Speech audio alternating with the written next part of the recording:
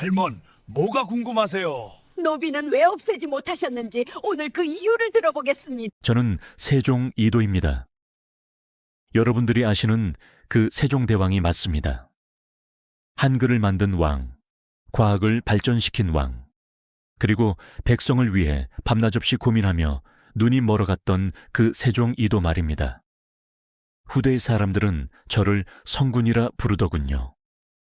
그 과분한 칭송에 감사하면서도 제 마음 한구석에는 평생을 괴롭힌 무거운 돌덩이가 하나 있었습니다. 제가 죽어서도 조상님들과 백성들 앞에 고개를 들지 못하게 만든 그 이름, 바로 노비제도입니다. 사람들은 묻습니다.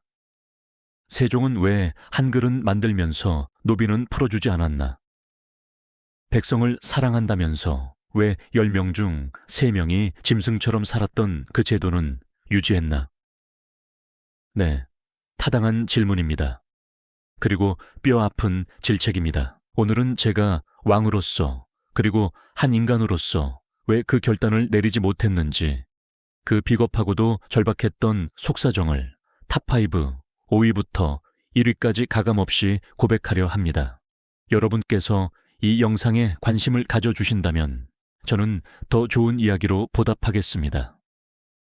구독과 좋아요, 알림 설정은 이 늙은 왕의 고백이 널리 퍼지는데 큰 힘이 됩니다.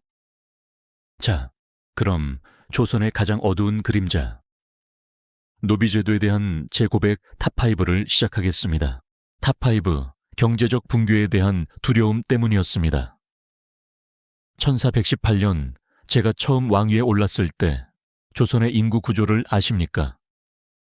정확한 통계는 아니나 전체 인구의 30%에서 많게는 40%까지가 노비였습니다. 지금으로 치면 노동력의 절반 가까이가 소유물의 형태로 존재했던 것입니다. 만약 제가 어느 날 아침 오늘부터 모든 노비는 자유인이다 라고 선포했다면 어떤 일이 벌어졌을까요? 양반들의 농토는 순식간에 황폐해졌을 것이고 나라의 큰 공사, 궁궐의 유지, 심지어 군수물자를 나르는 일까지 모두 멈췄을 것입니다. 당시 조선의 경제는 노비라는 무상노동력 위에 세워진 위태로운 성이었습니다. 특히 1420년대 초반 대마도 정벌과 북방 개척 사업을 동시에 진행하던 시기였습니다. 전쟁에 필요한 군량미를 나르고 무기를 만들고 성을 쌓는 일의 대부분이 노비들의 손으로 이루어졌습니다. 만약 그들을 풀어주었다면 나라의 안보 자체가 위협받았을 것입니다. 백성을 사랑한다면서 나라 전체를 기근과 혼란, 그리고 외적의 침입으로 몰아넣을 수는 없었습니다. 왕으로서 제게 가장 중요한 것은 나라의 안정이었습니다.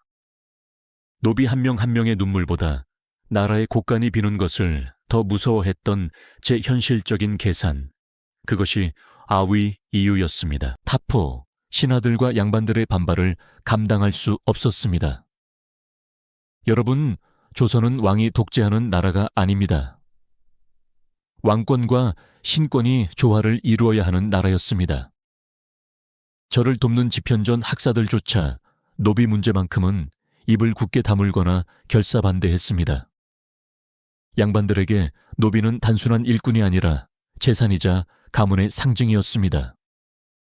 그들에게 노비를 놓아주라는 말은 지금으로 치면 당신의 집과 예금을 모두 국가에 헌납하라는 말과 같았습니다.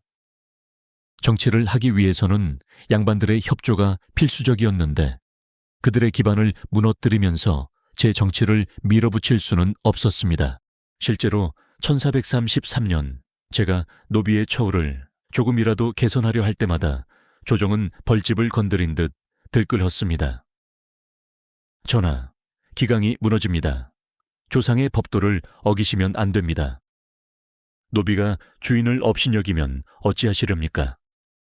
이런 외침 속에 저는 때론 왕이 아닌 거대한 벽 앞에 선 무력한 인간일 뿐이었습니다. 심지어 제가 가장 신뢰하던 황희 정승조차 이 문제만큼은 제 편이 아니었습니다. 그때 저는 깨달았습니다.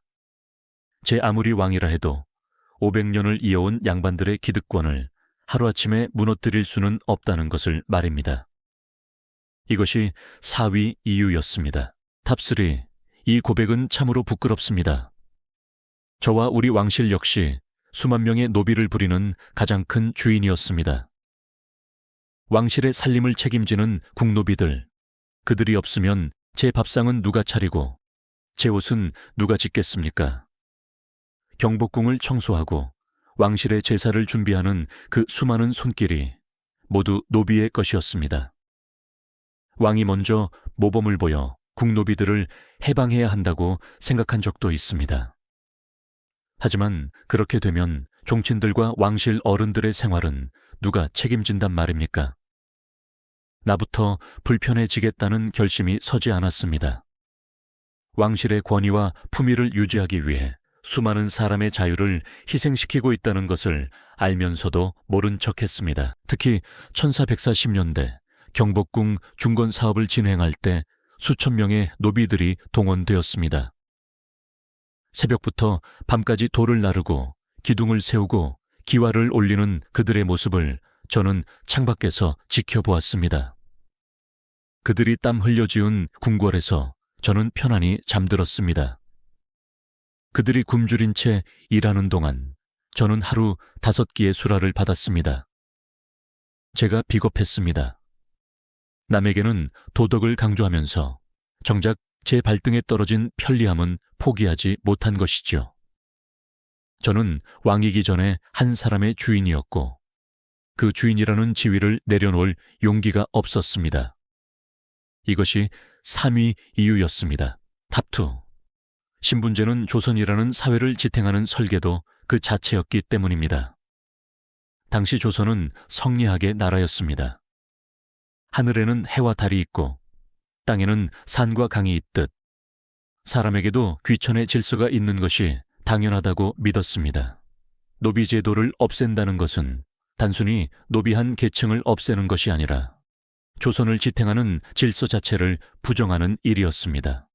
노비가 양반과 같아지면 누가 윗사람을 공경하겠는가? 질서가 무너지면 나라가 망한다. 이것이 당시를 지배하던 공포였습니다. 저 또한 그 질서 속에서 왕이 된 사람입니다. 뿌리가 흔들리면 나무가 죽듯 신분제가 흔들리면 조선이라는 나무가 죽을지도 모른다는 공포가 저를 사로잡았습니다. 1443년 제가 훈민정음을 반포했을 때를 기억합니다. 최만리를 비롯한 집현전 학사들이 격렬하게 반대했습니다.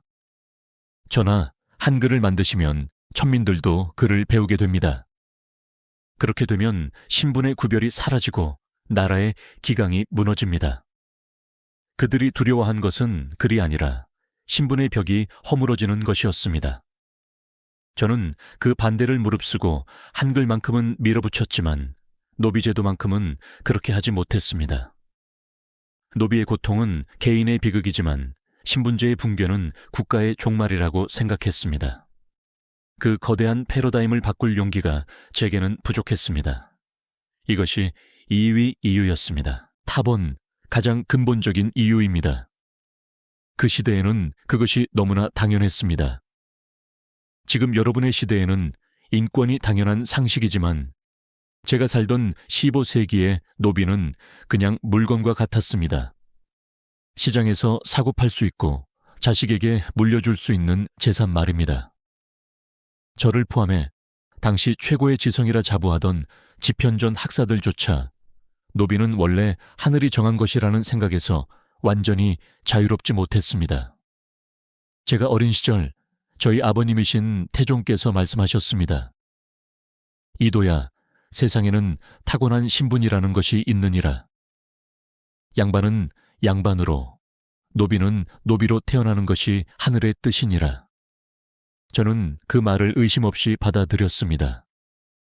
왕자로 태어난 저 역시 하늘의 뜻이라 믿었고, 노비로 태어난 이들 역시 하늘의 뜻이라 믿었습니다. 제가 아무리 천재적인 머리를 가졌고 백성을 사랑하는 마음이 깊었다 해도 저 역시 조선이라는 시대에 갇힌 인간이었습니다. 물고기가 물 밖의 세상을 상상하기 어렵듯 저 역시 노비감이 없는 세상을 온전히 그려내지 못했습니다. 1450년 제가 마지막 숨을 몰아쉴 때까지도 저는 이 당연한 것에 의문을 제기하기보다 그 안에서 어떻게 하면 노비들이 덜 맞고 덜 굶주릴까만을 고민했습니다. 그것이 성군이라 불리는 제가 가진 그릇의 한계였습니다. 저는 시대를 뛰어넘는 성우자가 아니라 그저 시대의 순응한 왕이었을 뿐입니다.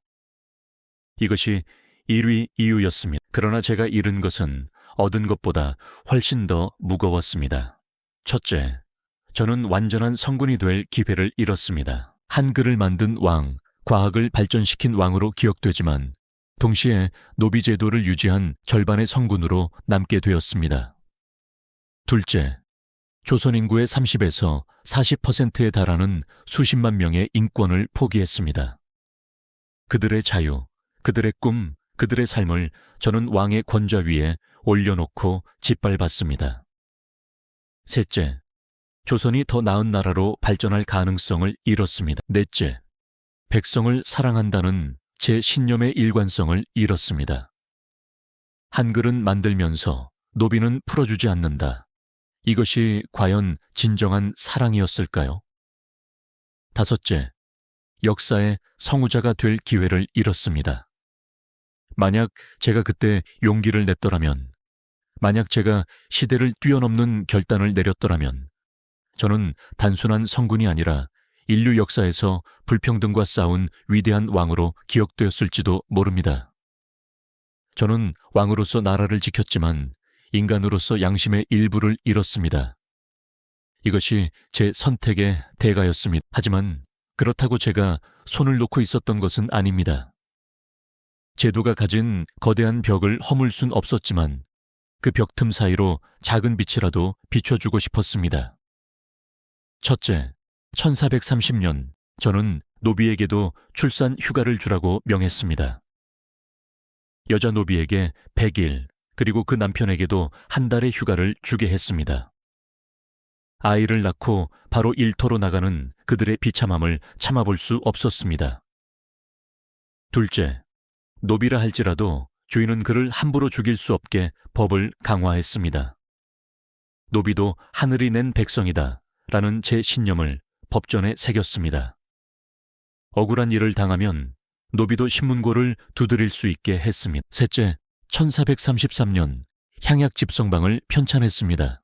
이 의서는 양반만을 위한 것이 아니라 천민과 노비도 쉽게 구할 수 있는 약재로 병을 치료할 수 있도록 만든 것입니다. 가난하고 신분이 낮다고 되나서 병들어 죽어야 한다는 것은 하늘의 뜻이 아니라고 생각했습니다. 넷째, 1443년 저는 훈민전금을 창제했습니다. 양반들은 반대했습니다. 노비가 그를 알면 다스리기 힘들어집니다. 하지만 저는 밀어붙였습니다. 그를 알아야 자신의 권리를 알고 억울함을 호소할 수 있기 때문입니다.